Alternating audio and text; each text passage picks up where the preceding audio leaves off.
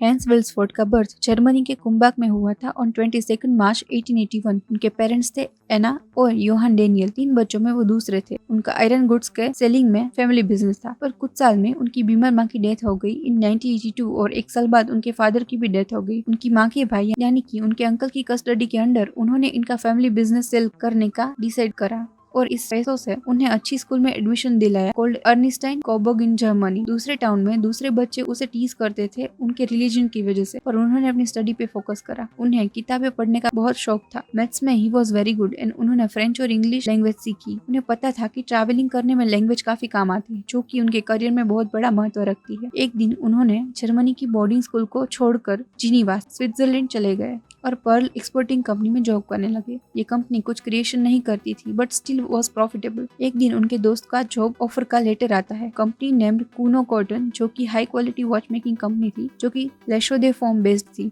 जो कि उनका ड्रीम प्लेस थी। तो वो 19 में वहाँ मूव कर गए। वहाँ वो इंग्लिश कॉरेस्पोंडेंट और एज अ क्लर्क जॉब करने लगे और 80 स्विस फ्रेंच की सैलरी मिलने लगी। उनके अंदर वॉच एक्यूरेसी चेक होती, जिन सब चीजों से उन्हें वॉच के बारे में काफी नॉलेज मिला। पर सिर्फ 2 साल में ही उनको आर्मी में जाना पड़ा। फिर वहाँ से वो लंदन शिफ्ट हुए to work for another company of watches, जहाँ वो इंक्रीज इन सेल्स के इंचार्ज थे। उस टाइम पे वो अपनी फ्यूचर वाइफ से भी मिले, named Florence Francis May Crotty, and got married. एक दिन उन्होंने अपने brother in law Alfred James Davis को अपना बिजनेस शुरू करने की बात करी और अल्फ्रेड ने उनको मनी इन्वेस्ट करने के लिए हाँ बोली। 1905 में they founded Wilsdorf and Davis limited watch, जो कि कुछ साल में रोलेक्स बनी। उन्होंने बियाने स्विट्जरलैंड में ऑफिस शुरू करी। रिस्ट वॉच सिर्फ वुमन ही पहनती थी, जो कि स्मॉल साइज की थी। Man used to have pocket watches, पर हैंस को ये कन्वीनियंट नहीं लगता था, तो उन्होंने परफेक्ट रिस्ट वॉच बनाने के लिए प्रिपरेशन शुरू करी। एक के बाद एक उन्होंने हाई क्वालिटी और रिलायबल वॉच बनाना शुरू करा और 1908 में it becomes one of the top firms in watch making industry. उनको कंपनी का नाम चेंज करना था, कुछ क्लासी रखना था। इन 5 लेटर्स का word Rolex was decided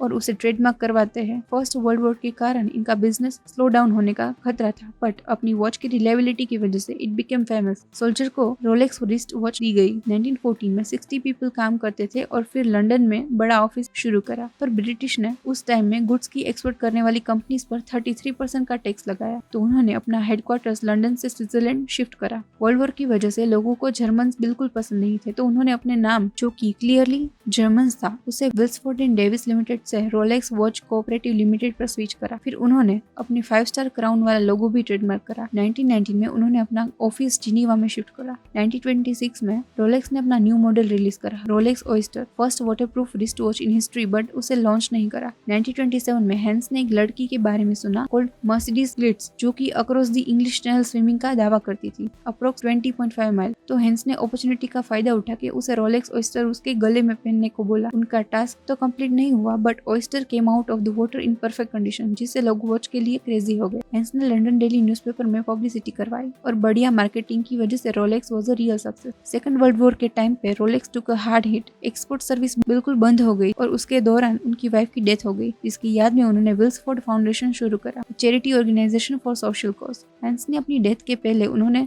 Rolex की 100% ओनरशिप विल्सफोर्ड डाउन फाउंडेशन को ट्रांसफर कर दी, जिससे Rolex will never go public और be sold, either pay any taxes, it's essentially a charity.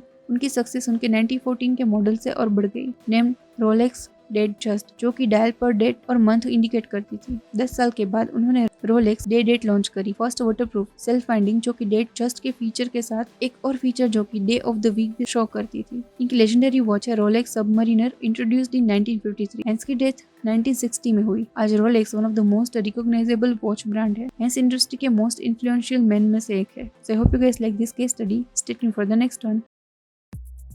हाथ बढ़ाओ, व्यापार बढ़ाओ। डाउनलोड फायदे प्रो नाउ।